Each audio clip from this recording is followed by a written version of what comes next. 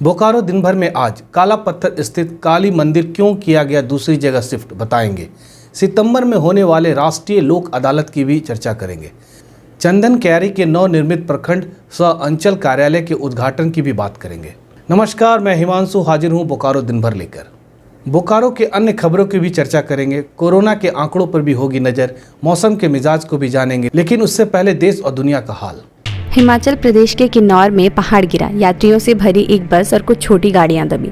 पटना में खतरे के निशान के ऊपर गंगा, एनडीआरएफ एसडीआरएफ की टीमें अलर्ट पर। दिल्ली एयरपोर्ट से 53 करोड़ की हीरोइन के साथ 2 गिरफ्तार। महाराष्ट्र में 17 अगस्त से शहरों में 8वीं से 12वीं के स्कूल और गाँवों में 5वीं से 7वीं के स्कूल भी खुलेंगे। भारत में पिछले 24 घंटे में कोरोना के 38,353 नए मामले, 497 की हुई मौत। केरल में पिछले 24 घंटे में कोरोना के 21,119 नए मामले और 152 की मौत। सप्ताह के तीसरे दिन सेंसेक्स 28 अंक गिरकर और निफ्टी 2 अंक बढ़कर बंद हुआ। सोने की कीमत में आज कोई बदलाव नहीं देखा गया, तो वहीं चांदी में 800 रुपए प्रति किलोग्राम गिरी। अब एक नजर आपके राज्य झारखंड की 3 बड़ी खबरों पर। रांची के बुढ़बू में जंगली हाथियों का आतंक जारी, 2 लोगों की मृत्यु के बाद ग्रामीण बैठे धरने पर। भारतीय महिला हॉकी टीम में शामिल सलीमा टेटे और निक्की प्रधान के रांची पहुंचने पर हुआ भव्य स्वागत। एयरपोर्ट पर खेल मंत्री हफीजुल हसन ने किया स्वागत। झारखंड में पिछले 24 घंटे में कोरोना के 34 नए मामले सामने आए, वहीं 28 लोग ठीक होकर घर लौटे। तो ये थी देश, दुनिया और झारखंड की खबरें। अब नजर डालते हैं बोकारो के 9 प्रखंडों की खबरों पर, जो आज सुर्खियों में बनी रही। चास मुसफ्फिल थाना क्षेत्र के काला पत्थर स्थित रक्षा काली मंदिर के नेशनल हाईवे के बीच आ जाने पर प्रशासनिक देखरेख में दूसरे स्थान पर शिफ्ट किया जा रहा है। दरअसल नेशनल हाईवे 32 के चौड़ीकरण के काम चल रहा है और 4 लेन निकालकर सड़क निर्माण का काम किया जा रहा है, मगर काला पत्थर के समीप यह मंदिर नेशनल हाईवे के बीचों बीच हो जाने से काफ़ी दिक्कत हो रही है, जिसको लेकर मंगलवार को मंदिर कमेटी, ग्रामीण, NHI के जिला प्रशासन की बैठक हुई। वार्ता के बाद मंदिर को दूसरे स्थान पर शिफ्ट करने का निर्णय लिया गया। मंदिर काफ़ी पुराना है, जिससे पूरी विधि विधान से परंपराओं को देखते हुए शिफ्ट किया। इसके लिए पुरोहित काशी विश्वनाथ से बुलाए गए हैं। आपको बता दें कि इस काली मंदिर में मां काली की प्रतिमा स्थापित है, जिससे इस क्षेत्र के ग्रामीण ग्राम रक्षा काली भी कहते हैं। ये कब से मंदिर था? और ये 300 साल पहले की। अच्छा, क्यों हटाया जा रहा है यहाँ से? ये रोड के चलते, रोड जो हो रहा है उसी के चलते हटाया जा रहा है। इसका जो है सो दूसरा मंदिर बनाया गया है, और दूसरा मंदिर बनाने के बाद फिर यहाँ से शिफ्ट हो रहा है। वहाँ NH के दायरे में माँ काली की मंदिर था, काफ़ी पुरानी मंदिर थी, लेकिन जो है NH में रहने के कारण जो है इनसे NH के द्वारा बगल में ही NH के बगल में एक नया मंदिर का निर्माण कराया गया था। उसी में जो है इसे शिफ्ट करने की तैयारी चल रही थी। पूरे विधि विधान के साथ पूरे परंपरा का निर्माण करते हुए NH ने जो है इसको जो है नए मंदिर में पुनर्स्थापित किया है, जहाँ पे कोई और 2 दिन जो है पूरे विधि विधान के साथ जो है पूजा अर्चना की जाएगी और इसकी प्राण प्रतिष्ठा की जाएगी। झारखंड के ग्रामीण विकास मंत्री आलमगीर आलम ने मंगलवार को चंदन क्यारी में नवनिर्मित प्रखंड सह अंचल कार्यालय का उद्घाटन किया। इस मौके पर उपायुक्त कुलदीप चौधरी, DDC जय किशोर प्रसाद और अन्य लोग शामिल थे। वहीं झारखंड ग्रामीण विकास मंत्री आलमगीर आलम ने कहा कि ग्रामीण क्षेत्रों के विकास में प्रखंड का महत्वपूर्ण भूमिका होती है। उन्होंने कहा कि सरकार अब जो कार्यालय भवन बनाएगी, उसी परिसर में पदाधिकारी और स्टाफ क्वार्टर भी बनेगा, ताकि लोगों की समस्याओं को पदाधिकारी कभी भी सुन सकें। देखिए, अभी जो है ऑर्डिनेंस आया था, फिर हम लोग CM को वहाँ भेजे थे, विधि विभाग से एडवोकेट जनरल के पास किया है, और मुझे लगता है कि वैकल्पिक कोई व्यवस्था हम लोग करने जा रहे हैं। पंचायत चुनाव कब तक होगा मंत्री जी? मैंने पहले तो कहा इसी साल। हाँ, एक्सटेंशन कहीं नहीं किया गया, उसको जानकारी नहीं है। भारत सरकार की जितनी है सारे लोग जानते हैं, एक्सटेंशन कहीं भी नहीं। सिर्फ झारखंड में पहली बार मंत्री बनने के बाद 3 महीना और 6 महीना 9 महीना का एक्सटेंशन हमने दिया। उसके बाद भारत सरकार जो है इसको बंद कराने के लिए कहा गया था। 14 फाइनेंस को नए आगे अगर आप रखना चाहते किसी को तो नए और हम लोग ने उस पर निर्णय लिए हैं कि 14 फाइनेंस के लोगों को ज़्यादा से ज़्यादा लोग एकोमोडेशन हो। 11 सितंबर 2021 को न्याय सदन व्यवहार न्यायालय बोकारो और व्यवहार न्यायालय परिसर तेनुघाट में राष्ट्रीय लोक अदालत का ऑफलाइन, ऑनलाइन या हाइब्रिड मोड पर आयोजन किया जा रहा है।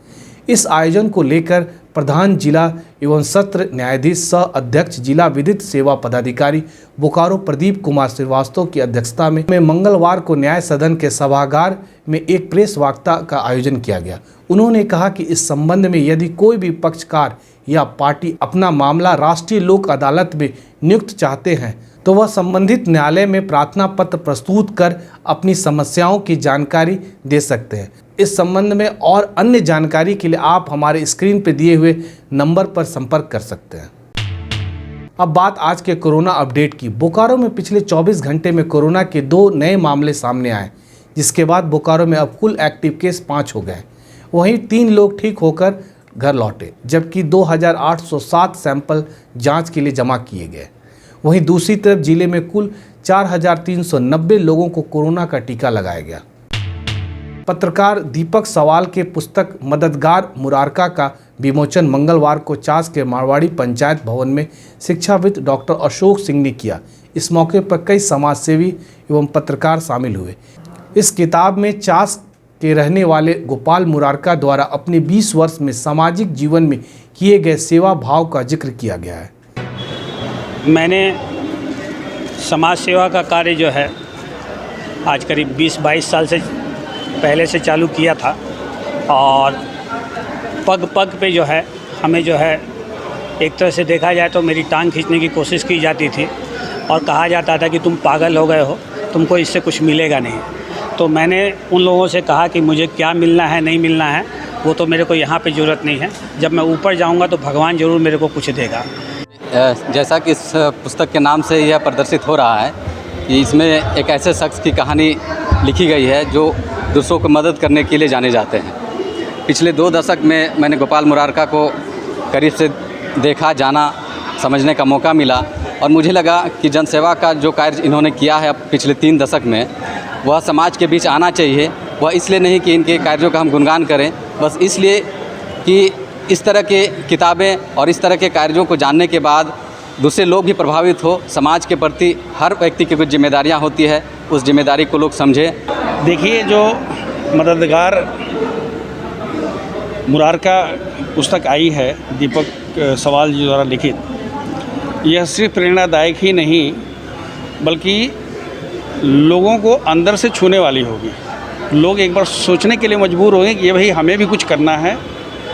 और सबसे बड़ी बात ये है कि अब जो गोपाल मुरारका जी की टीम है वो उसमें और अच्छे लोग, समाजसेवी लोग, पॉजिटिव लोग सब जुड़ेंगे और हमको लगता है कि इनके काम को और गति मिलेगी और हम चास बोकारो को हिंदुस्तान के नक्शे पर एक आदर्श के रूप में प्रस्तुत कर पाएंगे।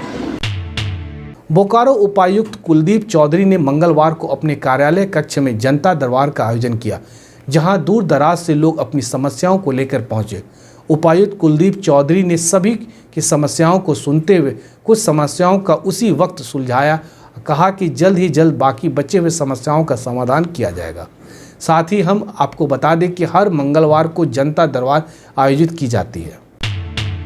अब जान लेते मौसम का हाल। बोकारो में आज दिन भर हल्की धूप के साथ आसमान में बादल छाए रहे, जिससे कि लोगों को उमस वाली गर्मी का सामना करना पड़ा।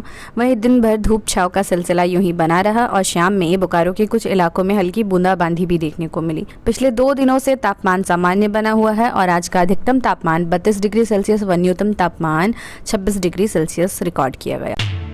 आप अपने आसपास की घटनाएं और समस्याओं को हमें व्हाट्सएप कर सकते हैं। हमारा व्हाट्सएप नंबर है 9334210302। इसी तरह बोकारो के तमाम खबरों को जानने के लिए आप हमारे चैनल बोकारो टाइम्स को लाइक करें, सब्सक्राइब करें और शेयर करें। फिर मिलेंगे बोकारो दिन भर में सोमवार से शुक्रवार रात 8 बजे। तब तक के लिए नमस्कार। बने रहें thetimesmedia.com पर। आप हमें फेसबुक और यूट्यूब पर भी देख सकते हैं।